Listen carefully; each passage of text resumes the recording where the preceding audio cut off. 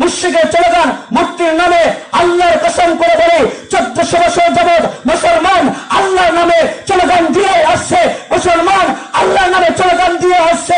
যতদিন মুসলমান বেঁচে থাকবে ততদিন পর্যন্ত আল্লাহর নামে স্লোগান দিবে।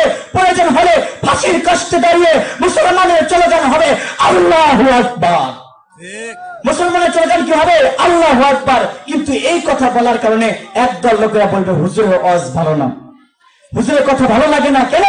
আমি যখন নামাজের পক্ষে কথা বলবো বেনামাজি মনে করবে আমার বিরুদ্ধে বক্তৃতা করেছে।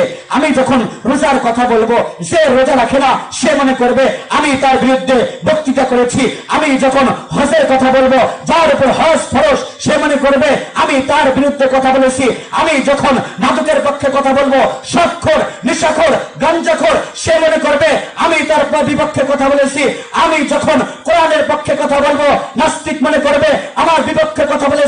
আমি যখন ইসলামের পক্ষে কথা বলবো বেঈমান মনে করবে আমি তার বিরুদ্ধে কথা বলেছি। আমি যখন মূর্তির বিরুদ্ধে কথা বলবো তখন মূর্তি পূজক ভাস্কর্য পূজক মনে করবে আমি তার বিরুদ্ধে কথা বলেছি।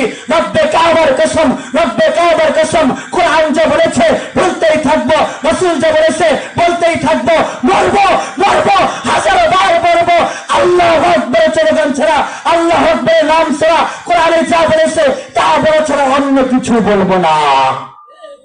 সম্মানিত মুআজ্জাজ হাজিরিন, প্রথমে যেই কথা বললাম আমাদেরকে শিক্ষা নিতে হবে।